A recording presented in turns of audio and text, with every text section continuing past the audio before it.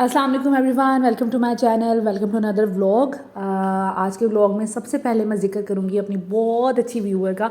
वो मेरे व्लॉग्स देखती हैं और बहुत पसंद करती हैं। उनका नाम है अंसा वारिस और उन्होंने मुझसे रिक्वेस्ट की थी कि मैं किसी व्लॉग में उनका नाम लूँ। और मेरे लिए बहुत बड़ी बात है कि कोई मुझे इस तरह कहे कि आप हमारा नाम ले, और हमारी बहुत बड़ी ख्वाहिश है। तो मतलब मेरे लिए ये आउट ऑफ दिस वर्ल्ड बात है, क्योंकि मैं नहीं समझती कि मैं इतनी अच्छी हूँ या इस काबिल हूँ कि कोई मुझसे इस तरह की डिमांड करे। खैर, अंसा वारिस, आप हमेशा खुश रहें, आबाद रहें और अपना बहुत ख्याल रखिएगा। उसके बाद आज का जो व्लॉग है स्टार्ट करते हैं। यहाँ पर मॉर्निंग का टाइम है और आज बच्चों की पहली छुट्टी है, बच्चों को समर वेकेशंस हो गई हैं। और यहाँ पर मैं उनको करवा रही थी ब्रेकफास्ट में उन्होंने डिमांड किया था कि हमें सीरियल्स खाने, और जब मैंने सीरियल्स देखे तो सीरियल्स आलमोस्ट ख़त्म होने वाले थे। फिर मैंने थोड़ी सी, जिसे कहते हैं, एक ट्रिक आजमाया। मैंने थोड़े थोड़े सीरियल्स दोनों को दे दिए कि एटलीस्ट दोनों खुश हो जाएँ, क्योंकि आपको तो पता है कि अगर एक बच्चे को चीज़ देंगे तो ऑफ़ कोर्स दूसरा बच्चा भी वो मांगेगा। तो यहाँ पर मैंने ज़ैनब फ़ातिमा को तो दे दिए, लेकिन मैं इज़ा को भूल गई। और इज़ा भी ब्रेकफास्ट, जैसे ही मैं ज़ैनब फ़ातिमा को टेबल पे कुछ देती हूँ तो इज़ा भी टेबल पे आ जाती हैं। और इज़ा मैडम टेबल पे आ गई और उन्होंने देखा कि मेरा बाउल कहाँ है। तो फिर मैंने ज़ैनब फ़ातिमा से कहा कि चले अब आप इज़ा को भी खिलाएँ। तो फिर उन्होंने अपने साथ इज़ा को भी शेयर कर दिया। और इज़ा वैसे भी छोटी है तो दोनों बहुत ज़्यादा उससे प्यार करती हैं और उसके लिए केयरिंग दोनों का बिहेवियर है। खैर, यहाँ पर अब मैं बनाने वाली हूँ अपने और अपने हस्बैंड के लिए ब्रेकफास्ट। अच्छा जी, जब मैं बच्चों को सीरियल्स देती हूँ ना तो मुझे एज अ मॉम सेटिस्फेक्शन नहीं होती कि सीरियल्स लाइक एक प्रॉपर उनको एक टाइम का डाइट मिल रही है कि नहीं मिल रही, क्योंकि बड़े लाइट से होते हैं। और अगर उसमें फ्रूट्स एंड ड्राई फ्रूट्स वगैरह ऐड कर लिए जाए ना तो थोड़ी सेटिस्फेक्शन होती है। लेकिन मेरे बच्चे सीरियल्स के अंदर फ्रूट्स एंड ड्राई फ्रूट्स नहीं खाते, इस वजह से फिर मेरी यही कोशिश होती है जिस दिन इनको सीरियल्स दूँ साथ में एक एक एग बॉयल कर दूँ। और आप लोग जो मेरे व्लॉग्स काफ़ी अर्से से देख रहे हैं, अब तक उनको पता चल गया होगा कि मैं कितनी बड़ी फ़ैन हूँ एग्स की। और मुझे एग डेली चाहिए और मैं सोचती हूँ कि एक एग अगर खा लेना तो पूरे दिन बच्चे एनर्जेटिक फ़ील करते हैं। तो खैर, उनके लिए मैंने एग्स बॉयल करने के लिए रख लिए हैं। अपने लिए मैं बना रही हूँ ऑमलेट और हस्बैंड के लिए भी ऑमलेट नहीं, उनके लिए एग फ्राई कर रही हूँ। उनको चाहिए था मिक्स करके फ्राइड एग दो। और अपने लिए मैं बनाऊँगी प्याज टमाटर और हरी मिर्च डालकर एग। क्योंकि एग तो वैसे बहुत अच्छा है, अगर आप उसमें एक पूरी ग्रीन चिली डाल लें तो आपके पूरे दिन की कैल्शियम की जो विटामिन सी की डेफिशिएंसी होती है, लाइक नीड होती है, वो पूरी हो जाती है। और इसलिए ना मैं टमाटर प्याज और इस तरह करके ऑमलेट बना लेती हूँ, बड़ा मज़े का लगता है। और हस्बैंड डाइट कर रहे हैं, वो बीच में चीट भी कर लेते हैं, लेकिन काफ़ी हद तक वो डाइट फॉलो कर रहे हैं। तो सुबह उनको एग्स ही चाहिए होते हैं, बॉयल एग खाते हैं वो। लेकिन ये कि कभी कभी उनका जब वो फैड अप हो जाते हैं बॉयल्ड एग से तो फिर कह देते हैं ऑमलेट बना दें, कुछ उसमें प्याज टमाटर वगैरह डाल दें। और आज उनका मूड नहीं था प्याज टमाटर वाला ऑमलेट खाने का, तो उन्होंने मुझे कहा कि बस मिक्स करके सॉल्ट उसमें ऐड कर दें और मुझे बना दें, मैं वैसे खा लूँगा। और चाय भी वो बिल्कुल नहीं पी रहे, क्योंकि कहते हैं और उन्होंने पढ़ा भी है कि जी चाय जो है ना, फूड की जितनी भी न्यूट्रिशन है ना उसको ख़त्म कर देती है। तो कोशिश ये करें कि खाने के एटलीस्ट हाफ़ एन आवर बाद चाय पिए। तो वो बिल्कुल उन्होंने चाय बंद की हुई है। हाँ, ब्रेकफास्ट में वो ले लेते हैं मिल्क, और मिल्क में भी वो शुगर नहीं ऐड करते, सुकराल ऐड कर लेते हैं। और उससे ये कि थोड़ा थोड़ा मीठा हो जाता है। मैं सुकराल बिल्कुल भी नहीं ऐड करती क्योंकि मुझे उसका टेस्ट नहीं पसंद। मैं फीकी चाय पी लेती हूँ, फीका दूध पी लेती हूँ, लेकिन वो मुझे सुकराल पता नहीं क्यों वो मुझे अजीब सा उसका फ्लेवर लगता है। खैर, यहाँ पे बन रहा है ब्रेकफास्ट और ऑलमोस्ट कंप्लीट हो गया है। मैंने वही 2-3 दिन हो गए हैं लगातार यही वाला ऑमलेट खा रही हूँ। बस मेरा भी यही टेंशन है कि एक चीज़ जिसको दिल कर पड़े वो फिर 3-4-5 दिन वही खाते जाना है, वही खाते जाना है।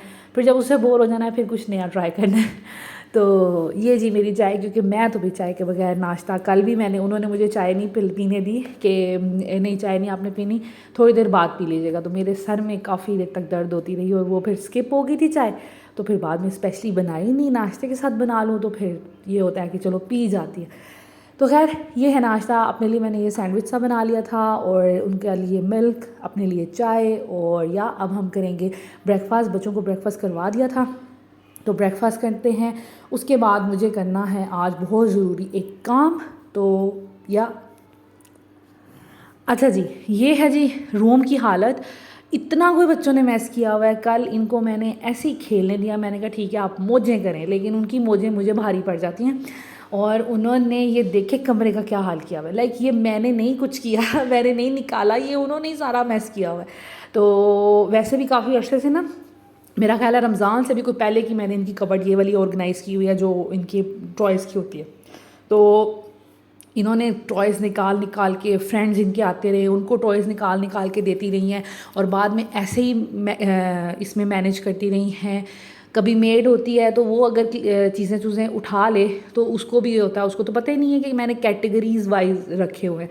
तो वो क्या करती है, वो ऐसे ही फेंक देती है कबर्ड में। तो इतना कोई मैस हुआ था।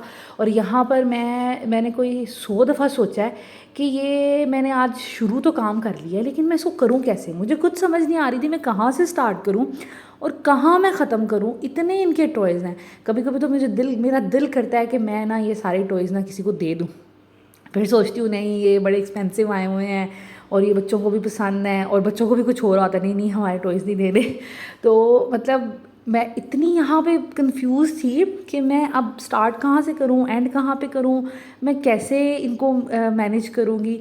तो खैर ऐसे तैसे करके मैंने सारे टॉयज़ कमरे से बाहर निकाले, लाइक इस कबर्ड से बाहर निकाले, और मैं फिर बैठ गई थी इनको ठीक करने। और जैसे जैसे कोई नज़र आ रहा था तो उसको वैसे वैसे प्लान कर रही थी। अच्छा टॉयज़ इनके मैं कैसे रखती हूँ, लाइक जितने भी इनके किचन के टॉयज़ हैं वो एक शॉपर में, या एक कोई भी मैं जो मिल्क का कार्टन होता है उसको भी एज अ स्टोरेज मैं यूज़ कर लेती हूँ। मैंने वैसे मार्केट से ये ग्रे कलर के मंगवाए भी हुए हैं स्टोरेज बॉक्सेस, लेकिन ये कि ऑफ़ कोर्स ये एक्सपेंसिव होते हैं, 150-200 का आता है ये कोई।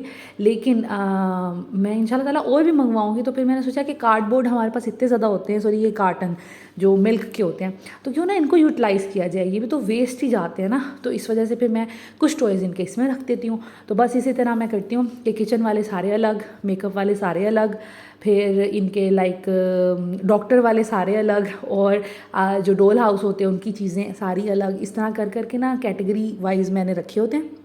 और फिर ये होता है कि इनको कहती हूँ कि एक बॉक्स निकाल लें, उसके साथ खेलें और फिर उसको वापस रखें। क्लीन अप भी आपने करना है, लाइक उनको वापस बॉक्स में डाल के आपने रखना है, फिर नेक्स्ट डे दूसरे टॉयज़।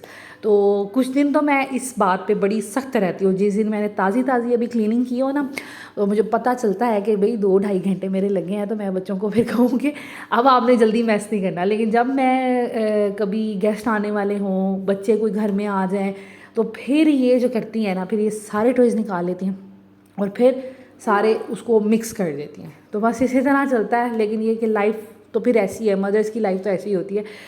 लेकिन आहिस्ता आहिस्ता बड़ी हो जाएंगी, इनको थोड़ी थोड़ी समझ आ जाएगी, तो थोड़ा बहुत मैनेज कर लेंगी।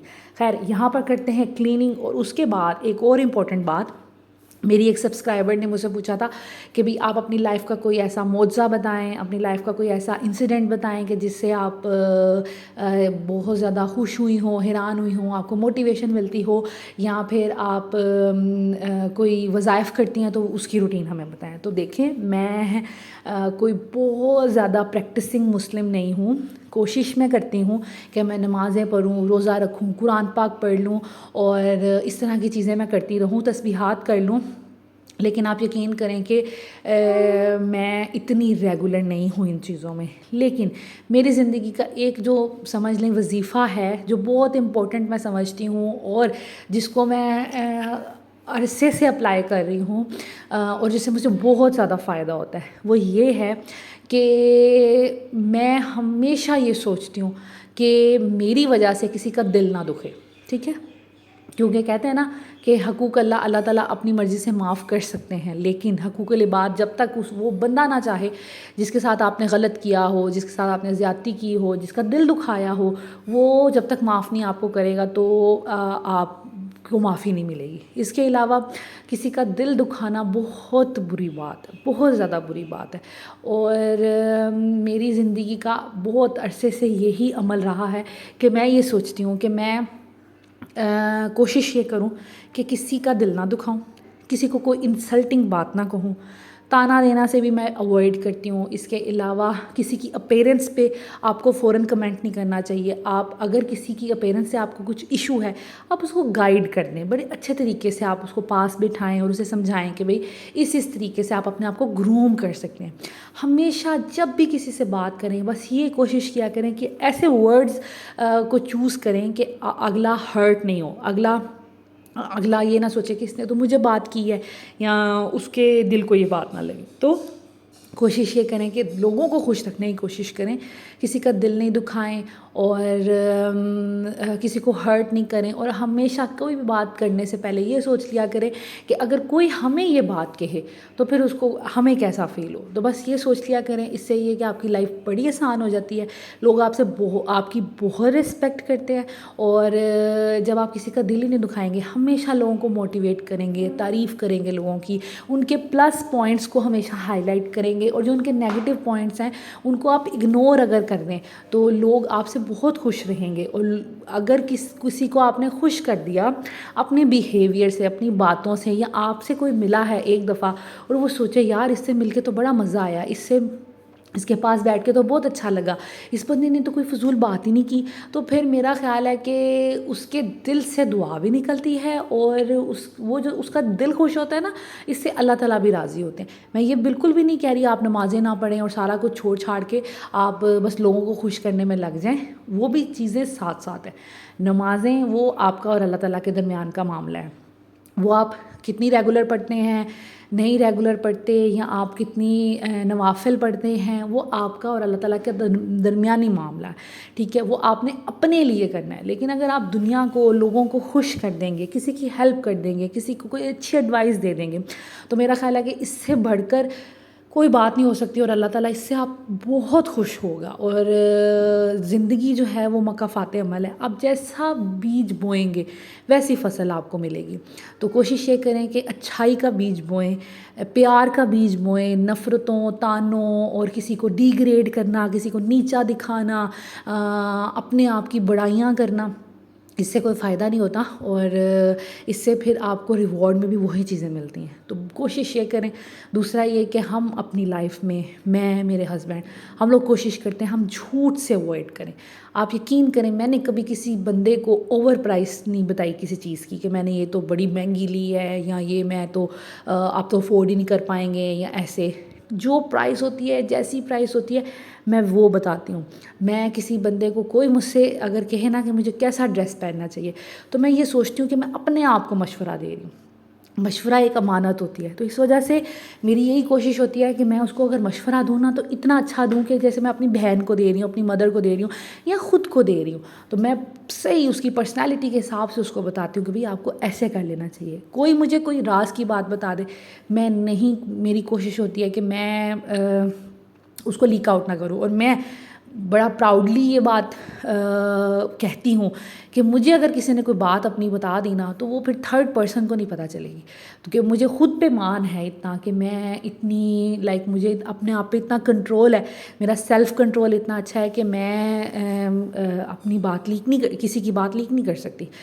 तो ऐसी छोटी छोटी जो चीज़ें होती हैं ना, मैंने अपनी लाइफ में ये शामिल की हुई हैं कि मेरे बाद भी कोई इंसान ये कि यार हाँ उसमें तो कोई बुराई नहीं है, या फिर वो मेरे बारे में लोग छोटी से ये कह सकें कि आसफ़ा ये काम नहीं कर सकती, आसफ़ा ये बात नहीं कर सकती।